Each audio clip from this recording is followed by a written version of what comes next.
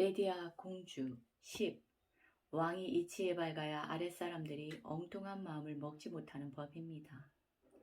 샛별왕은 2명의 공주와 2명의 부마 후보에게 말했다. 나라를 다스리는 데는 지혜, 돈, 용기가 필요하다. 이 3가지를 고루 갖춘 사람에게 공주와의 결혼을 허락하고 왕국도 물려주겠노라.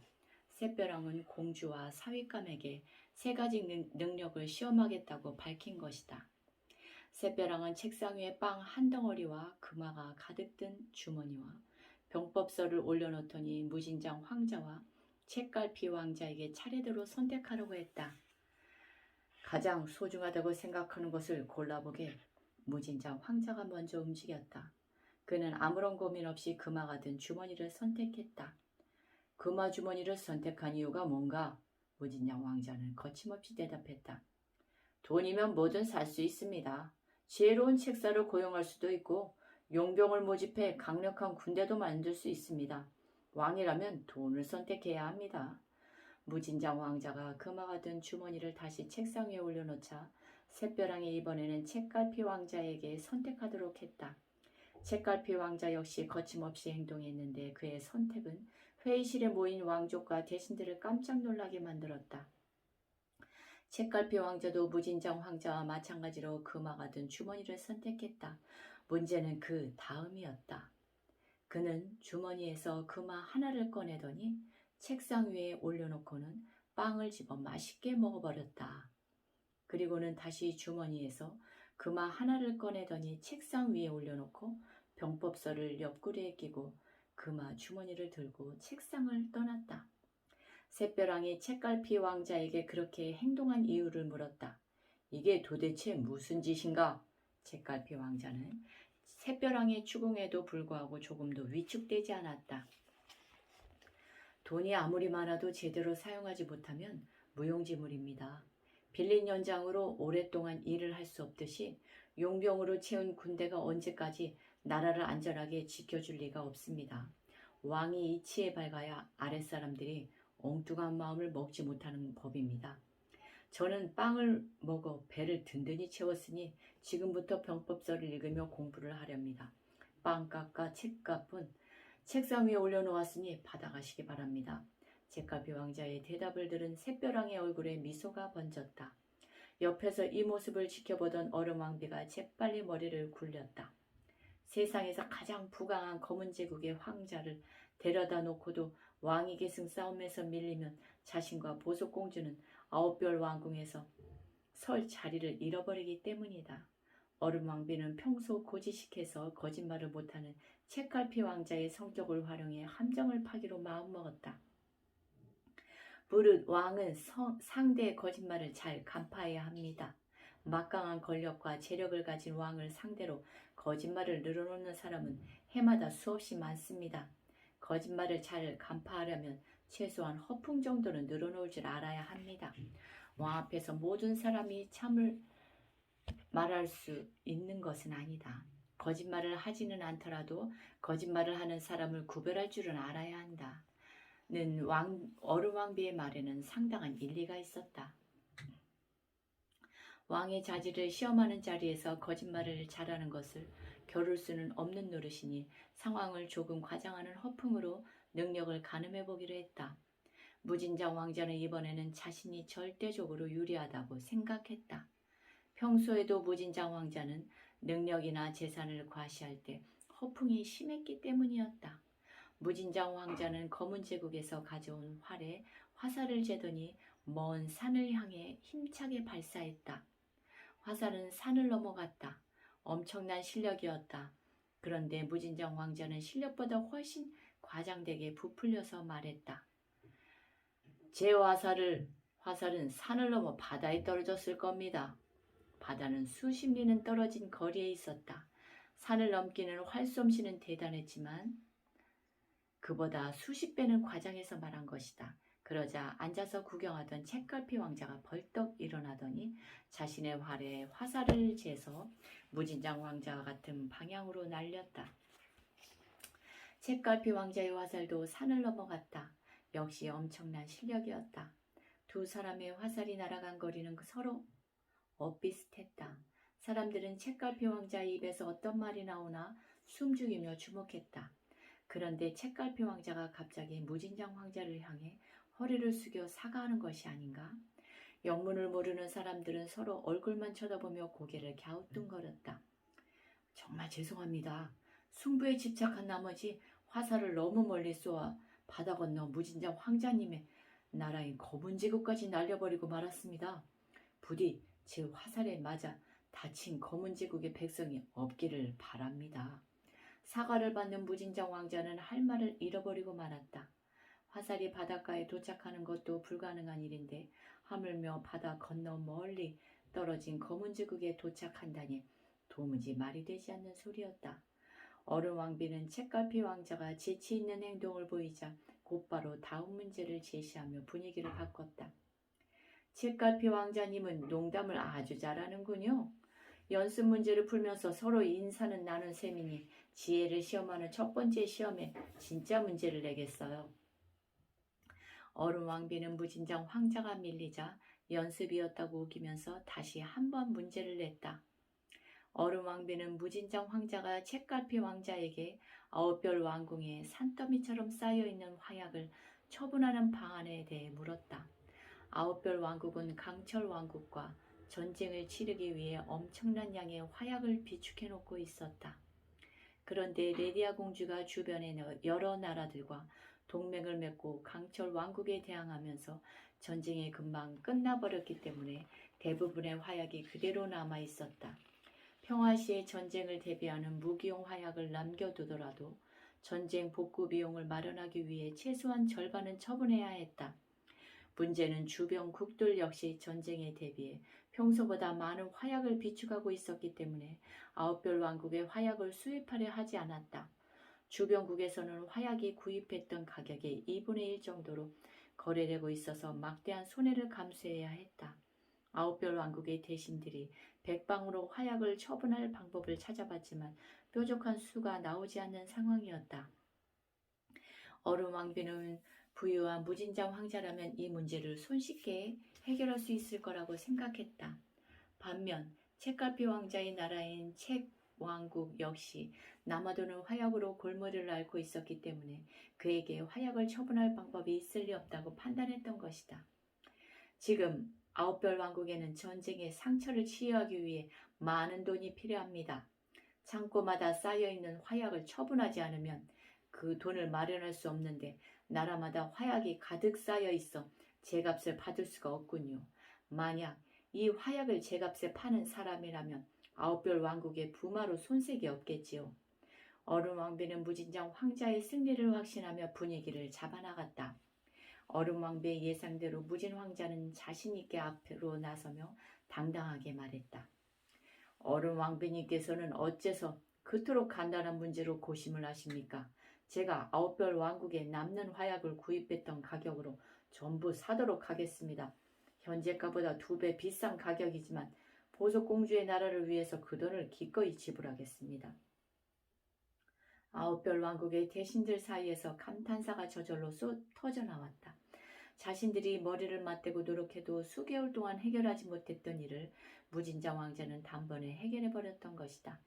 사람들은 레디아 공주와 책갈피 왕자도 이번 대결만큼은 무진장 황자가 보석공주를 이길 수 없을 거라고 생각했다. 전쟁은 끝났고 나라마다 화약을 필요 이상으로 보유하고 있는 상황에서 손해를 감수하면서까지 예전 구입가를 주고 화약을 사갈 곳이 있을 리 만무했다. 사람들의 시선이 온통 책갈피 왕자를 향했다. 레디아 공주도 입가에 엷은 미소를 띤 채 아무 말 없이 책갈피 왕자를 바라보았다. 책갈피 왕자는 눈앞이 캄캄함을 느끼고 있었다. 하지만 이내에 어두울수록 더욱 빛나라는 레디아 공주의 말을 떠올리며 침착하게 생각을 거듭했다. 빛은 주변이 어두울수록 더욱 빛나고 돋보이는 법이다. 책갈피 왕자는 상황이 어려울수록 자신이 더욱 빛날 수 있는 기회라고 여기고 생각을 멈추지 않았다. 책갈피 왕자는 평소 읽었던 책과 세상을 여행하며 넓혔던 견문을 총동원해 화약을 팔 방법을 찾다가 빛나는 지혜를 떠올렸다. 방법이 있습니다. 수백 개의 눈동자가 한꺼번에 책갈피 왕자를 향했다. 방법이 있다고요? 어른 왕비의 목소리는 크게 떨리고 있었다. 모두의 이목이 책갈피 왕자의 입에 집중됐다. 네, 있습니다. 사막 너머에 있는 모래왕국으로 화약을 가져가면 제가 이상을 받고 팔 수 있을 겁니다. 사람들은 책갈피 왕자의 말을 듣고 실망감을 감추지 못했다. 모래왕국은 풍요로운 나라였지만 몇 년간 내전을 치르며 혼란에 빠져 있었다. 최근 오랜 전쟁을 끝내고 새로운 국왕이 즉위하면서 안정을 찾아가는 중이었다. 내전 중에는 무기로 사용할 화약이 많이 필요하지만 내전이 끝난 상황에서 화약이 필요할 리가 없었다. 책갈피 왕자는 냉랭한 반응을 예상했다는 듯 실망하는 모습에 아랑곳하지 않고 확신에 찬 표정으로 설명을 이어나갔다. 세상 모든 것이 그렇듯 화약도 어떻게 사용하느냐에 따라서 사람을 살릴 수도 있고 죽일 수도 있습니다. 사막 건너에 위치한 모래왕국은 오랫동안 내전을 치르느라 나라 안에 성한 건물을 찾기 어려울 정도라고 합니다. 화포를 사용한 전쟁이 거듭되면서 온 국토가 황폐화되었고 성과 집과 댐은 무너지고 다리와 길은 끊기고 터널과 강은 막혔습니다. 이를 복구하기 위해서는 무거운 돌을 치울 건설용 화약이 많이 필요할 겁니다. 강철 왕국과 전쟁을 치른 동맹국들의 피해는 미미한 편이었다. 전쟁이 금방 끝났기 때문이었다. 하지만 오랫동안 전쟁을 겪은 모래왕국의 경우는 나라 전체를 새로 건설해야 할 만큼 피해가 컸다.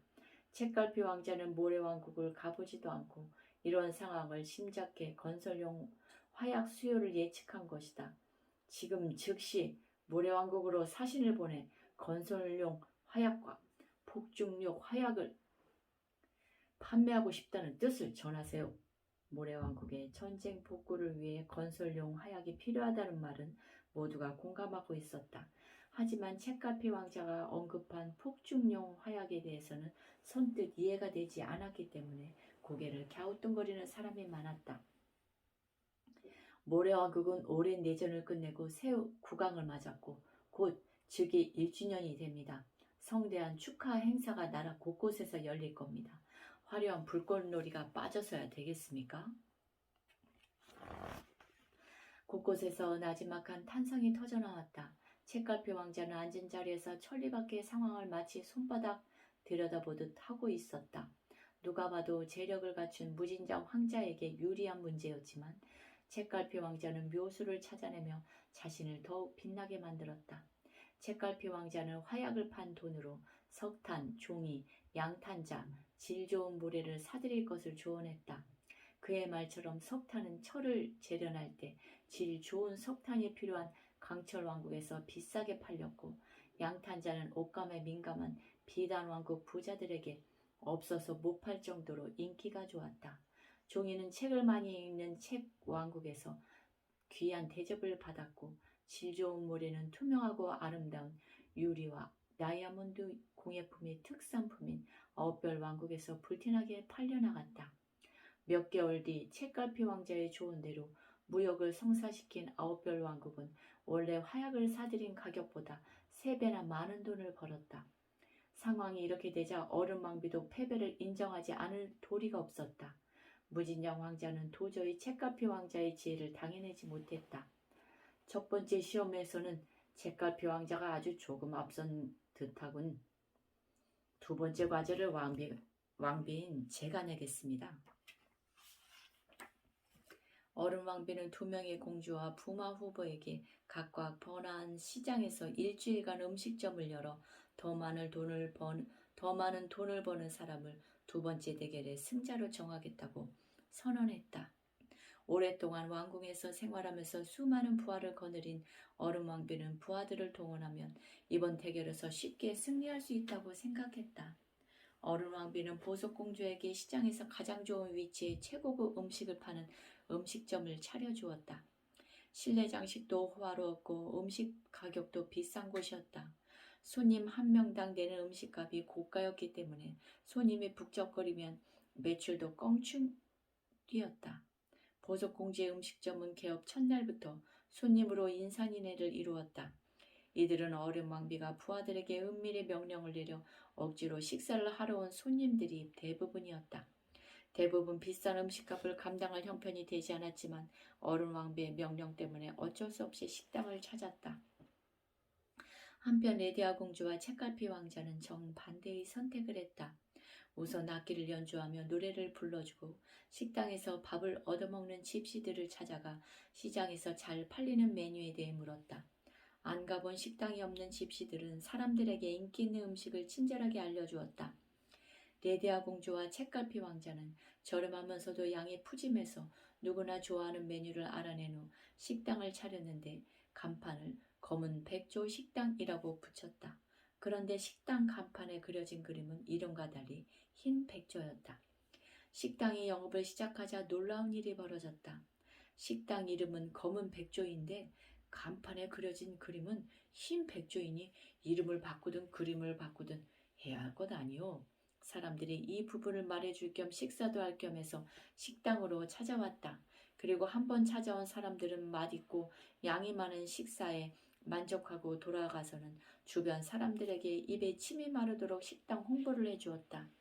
하루가 지날수록 손님이 늘어나더니 식당은 긴 줄을 서서 차례를 기다려야 할 만큼 북적거렸다. 레디아 공주는 책갈피 왕자와 함께 주문을 외우며 신나게 음식을 만들고 정성껏 대접했다. 빛을 듬뿍 받은 신선한 재료와 주문을 외우는 소리가 합쳐진 음식은 맛도 좋고 몸에도 좋았기 때문에 찾는 사람이 끊이질 않았다. 하지만 보석공주의 고급 요리집은 시간이 지날수록 손님이 줄어들면서 일주일째 되는 날은 손님이라고는 찾아볼 수 없는 지경에 이르렀다. 너무 비싼 음식값 때문에 한 번 찾은 손님들이 다시는 찾아오지 않았던 것이다. 결국 일주일간의 매출을 합산하자 레디아 공주와 책갈피 왕자의 검은 백조 식당이 근소한 차이로 보석공주와 무진장 왕자의 고급 식당을 앞질렀다. 보고를 받은 어른 왕비는 크게 역정을 내며 결과를 받아들이려고 하지 않았다. 보석공주를 데리고 두 곳의 식당을 차례로 방문한 어른 왕비는 손님이 줄을 서서 기다리는 검은 백조 식당과 한산한 보석공주의 식당을 눈으로 본 후에야 깊은 한숨을 내쉬며 결과를 받아들였다. 감사합니다.